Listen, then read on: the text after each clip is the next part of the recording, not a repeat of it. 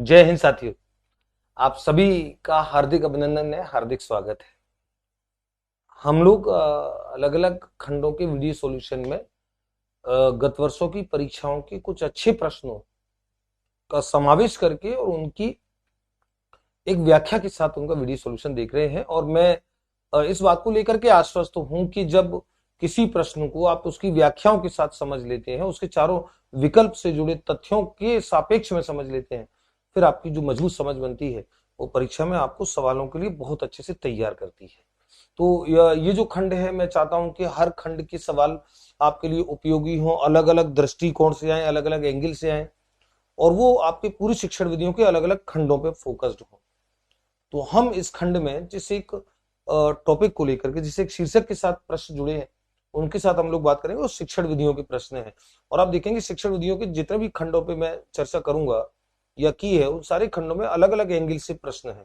तो जैसे उदाहरण के आगमन विधि पे ही कई सारे प्रकार के प्रश्न है, निगमन है तो उसी पे भी कई सारे प्रकार के प्रश्न है, क्योंकि अलग अलग कई दृष्टिकोण से बात चल रही है, कहीं उसके गुण से, कहीं दोष से, कहीं उसकी कोई और विशेषता है, कहीं उसकी क्रिया पद्धति है, कहीं उसके शिक्षण सूत्र हैं, कहीं उसके सोपान है। तो एक ही विधि पे कई सारे प्रश्न बनाए जा सकते हैं। हम लोग इस खंड में देखते हैं कौन से महत्वपूर्ण प्रश्न है। एक बार आप चर्चा से जुड़ेंगे और प्रत्येक प्रश्न को आप देखेंगे। पहला प्रश्न है कि निम्नलिखित में से कौन सी शिक्षा विधि मानसिक निष्कर्षों को महत्व देती है। ये प्रश्न परीक्षा में आया है और इसी भाषा में आया कि किस विधि को मानसिक निष्कर्षों को महत्व देने वाली सबसे ज्यादा श्रेष्ठ विधि माना जाता है। व्याख्यान युक्त प्रदर्शन तो देती ही नहीं है, ये तो प्रदर्शन पे, मूर्त से अमूर्त प्रदर्शन पे जोर देती है। व्याख्यान विधि बिल्कुल नहीं देती है, क्योंकि व्याख्यान विधि तो वैसी प्रभुत्ववादी विधि है, शिक्षक केंद्रित विधि है। समस्या समाधान विधि और प्रयोगशाला विधि, और ध्यान रखो ये दोनों विधियां बाल केंद्रित विधियां हैं, लेकिन मानसिक निष्कर्षों को महत्व ये विधि ज्यादा देती है। प्रयोगशाला विधि में करके सीखने का सिद्धांत निहित होता है। जो किसी विधि से जुड़ा जो प्रमुख तत्व है वो उसका हाईलाइटेड पॉइंट है। तो प्रयोगशाला विधि में मानसिक शक्तियों का विकास होता है, नो डाउट, लेकिन हम प्रयोगशाला विधि को ज्यादा जो जानते हैं वो करके सीखने के लिए, कौशलात्मक उद्देश्यों की प्राप्ति के लिए जानते हैं। ज्ञानेंद्रियों के अधिकतम प्रयोग से सीखने की विधि के नाम से जानते हैं। लेकिन मानसिक निष्कर्षों को महत्व देने की विधि मानी जाती है समस्या समाधान विधि, जिससे प्राचीन काल में सुकरात और सेंट थॉमस जुड़े हैं, और वर्तमान संदर्भ में जॉन डीवी की प्रेगमेटिज्म जो थ्योरी है, प्रयोजनवाद, उससे जाकर के जोड़ती है। तो समस्या समाधान विधि इसका एक श्रेष्ठ विकल्प है। अगला प्रश्न है, आगमन विधि निम्न में से किसके लिए उपयुक्त है। आगमन विधि सूत्र स्थापित करने के लिए बिल्कुल होता है, सवाल को सूत्र द्वारा हल करने के लिए नहीं, सूत्र बताया ही नहीं जाता है जो उसको इस्तेमाल करके हल करेगा। सवाल को समझने के लिए नहीं, सवाल नहीं समझना है, अवधारणा समझनी है। सवाल नहीं समझना है, वो अवधारणा समझनी, वो सूत्र की उत्पत्ति जाननी है, और सवाल को बनाने के लिए नहीं, श्रेष्ठतम विकल्प है। ध्यान रखो, मैंने ये कहा है, मैंने जिस समय आगमन विधि पढ़ाई है उस समय कहा है कि आगमन विधि के दो सबसे बड़े जो प्रयोग है वो ये है कि एक तो सूत्र स्थापित करेगी, और सेकंड जो होता है, सेकंड होता है नवीन संकल्पना का प्रथम परिचय, हमेशा आगमन विधि से दिया जाता है। नवीन संकल्पना का परिचय जो दिया जाता है वो हमेशा आगमन विधि से। ये दो सबसे बड़े इसके गुण होते हैं आगमन विधि के। आप जब भी बच्चों को पहली बार जब ये बता रहे होंगे कि भिन्न क्या है, जब बच्चे पहली बार भिन्न शब्द सुन रहे होंगे, तो उस समय आप जो तरीका इस्तेमाल करोगे वो आगमनात्मक तरीका इस्तेमाल करोगे। इसीलिए तो कहा जाता है कि गणित की मूल प्रकृति आगमनात्मक होती है, निगमनात्मक चिंतन बाद में आता है। तो ये प्रश्न इसका करेक्ट का आंसर होगा। निगमन विधि का शिक्षण सूत्र नहीं है। निगमन विधि के शिक्षण सूत्र मैं आगमन के बताता हूँ, आगमन के शिक्षण सूत्र ये है, पलट दो निगमन के बन जाएंगे। तो जैसे आगमन का उदाहरण से नियम है, तो पलट देंगे तो नियम से उदाहरण बन जाएगा। ज्ञात से अज्ञात है तो अज्ञात से ज्ञात बन जाएगा। विशिष्ट से सामान्य है आगमन में, तो वहां पे सामान्य से विशिष्ट बन जाएगा। ये आपको ध्यान रखना होता है। अज्ञात कौन सा शिक्षण सूत्र नहीं है, इसका मतलब तीन है। अज्ञात से ज्ञात होते ही होता है, नियम से विशिष्टीकरण यानी कि उदाहरण, है ना। विशिष्टीकरण और उदाहरण एक ही शब्द है, प्रत्येक उदाहरण विशिष्ट होता है, ध्यान रखें। तो नियम से उदाहरण होते ही होता है, अज्ञात से ज्ञात होते ही होता है, सूक्ष्म से स्थूल होते ही होता है। सूक्ष्म सूत्र सूक्ष्म है, छोटा सा है, स्थूल कई सारे अनेक सवाल हल कर सकता है। उदाहरण से नियम ये नहीं होता है, और ये इसलिए नहीं होता है क्योंकि ये तो आगमन का है, ये सूत्र आगमन का है, आगमन विधि का है। तो आप आगमन विधि का है, तो ये निगमन का एक शिक्षण सूत्र नहीं है। ये प्रश्न अलग अलग रूप से परीक्षा में जुड़े हैं। अगला प्रश्न है, प्रोजेक्ट पद्धति निम्न में से किस दार्शनिक विचारधारा पर आधारित है? बहुत अच्छे से मैंने समझाया है जब मैंने ये विधि पढ़ाई है, किस दार्शनिक विचारधारा पर आधारित है। ध्यान रखो, जॉन ड्यूवी की विचारधारा है प्रैग्मेटिज्म थ्योरी, प्रैग्मेटिज्म जिसको कहते हैं प्रयोजनवाद, या जिसे एक और नाम देते हैं उपयोगितावाद। और ध्यान रखें, ये जो थ्योरी है प्रयोजनवाद उपयोगितावाद, इस बात को बोलती है कि बच्चों को ऐसी शिक्षा दी जाए जो बालकों के वास्तविक जीवन के लिए, व्यवहारिक जीवन के लिए उपयोगी, ऐसी बच्चों को शिक्षा दी जानी चाहिए। ये प्रयोजनवाद का सिद्धांत है।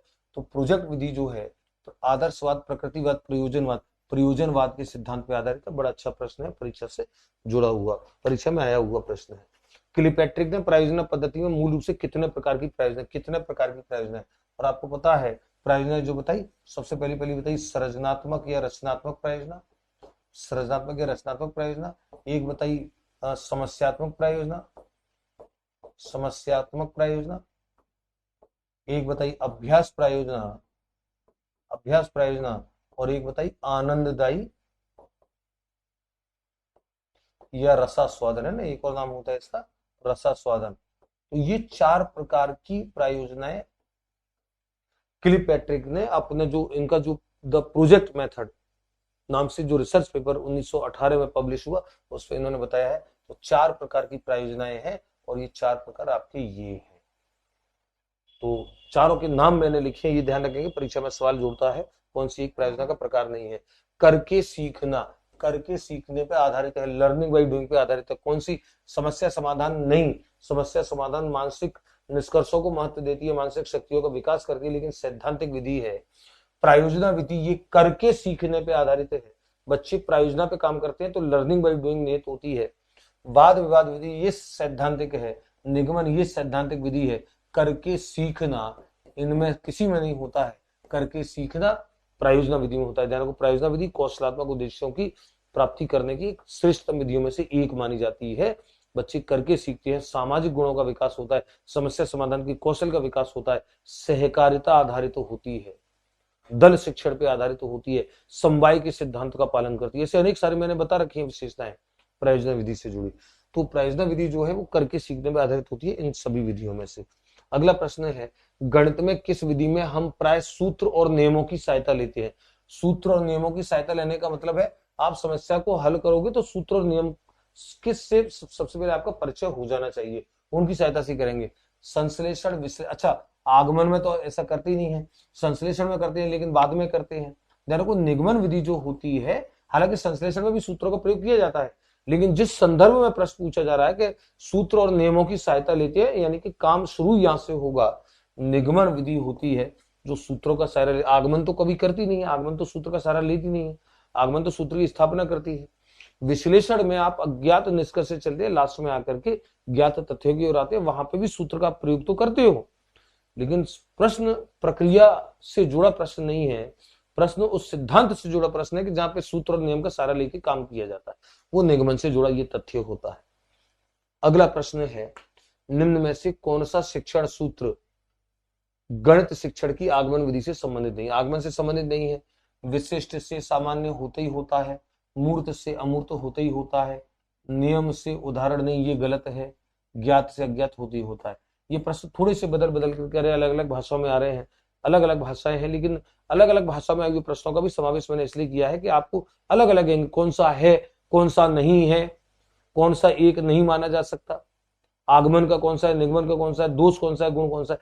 ऐसे मैंने कहा शुरू में बोल दिया था कि एक ही विधि पे अलग अलग भांति भांति से प्रश्न आएंगे। शिक्षण सूत्रों को तो रट लेना, सारी विधियों की आपके ध्यान से नहीं भूलनी चाहिए। कौन सी शिक्षण विधि के अंतर्गत शिक्षक द्वारा कक्षा कक्ष में अधिगम सामग्री प्रदान की जाती है और निर्देशित किया जाता है कि वह इसे विचार से पढ़कर महत्वपूर्ण बिंदु निकाले, इसके पश्चात शिक्षक की सहायता से सारांश प्राप्त करे। देखो बहुत अच्छा प्रश्न है, पूरी प्रक्रिया बता दी है।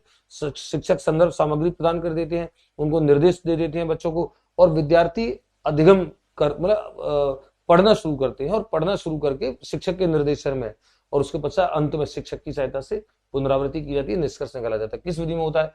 प्रयोजन में नहीं होता, ये प्रयोजन तो समस्या समाधान में भी नहीं होता, ये होता है पर्यवेक्षित अध्ययन विधि में। पर्यवेक्षित अध्ययन विधि में डेजी मॉर्विल जॉन के द्वारा, मॉर्विल जॉन के द्वारा ये विधि प्रतिपादित की गई।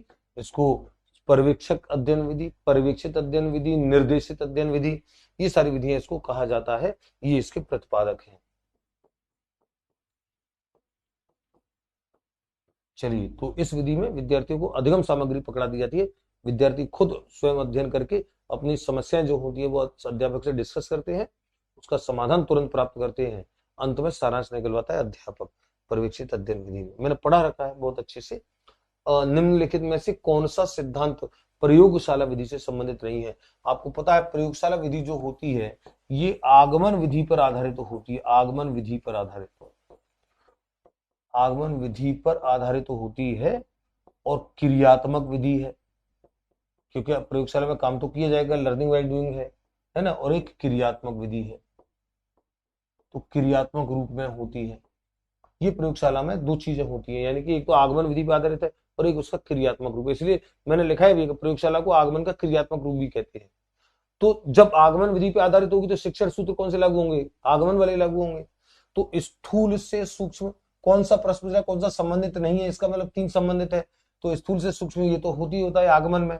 अनिश्चित से निश्चित, इस पे डाउट है, इस पे भी हम बात करेंगे। ज्ञात से अज्ञात होते ही होता है। करो और सीखो, ये तो प्रयोगशाला विधि का मूलभूत सिद्धांत है। तो अनिश्चित से निश्चित ये नहीं होता है, ये गलत विकल्प है। अनिश्चित से निश्चित नहीं होगा, सूक्ष्म से स्थूल से सूक्ष्म होगा, ज्ञात से अज्ञात होगा, करो और सीखो होगा। आगमन के शिक्षण सूत्र लागू होंगे। अनिश्चित से निश्चित नहीं होता है, बच्चे निश्चित चीज से अनिश्चित की ओर जाते हैं, तो ये गलत है विकल्प। तो ये 10 प्रश्न हो गए। यस, तो मैंने जैसे कहा विद्यार्थी शुरू में प्रारंभ में मैंने बोल दिया था कि हम लोग इस दृष्टिकोण से सवाल करेंगे कि एक ही विधि पे अलग अलग भांति भांति के जितने भी प्रश्न आए हैं वो सारी भाषाओं के प्रश्न हम लें। हर विधि के कई गुण के एंगल से देख रहे हैं, कई दोष के एंगल से देख रहे हैं, कई उसकी क्रिया पद्धति के एंगल से देख रहे हैं, कई उसके अन्य किसी पहलू से जुड़ करके देख रहे हैं। सवाल अनेक प्रकार के परीक्षा में आते हैं। प्रत्येक खंड में हम ऐसे सवालों का अभ्यास बहुत अच्छे से करते रहेंगे, हर खंड पे अपने प्रश्नों पे समझ बनाते रहेंगे। फिर ये सारे प्रश्न जब आपके दिमाग में शामिल हो जाएंगे ना, फिर आप देखना, फिर आपको लगेगा कि आप बहुत मजबूत कदम बढ़ा चुके हैं अपने किसी लक्ष्य की ओर। चलिए विद्यार्थी, हम लोग चर्चाएं करेंगे अगले खंड में, फिर से कुछ अच्छे प्रश्नों के साथ मुलाकात करेंगे। जय हिंद, जय भारत।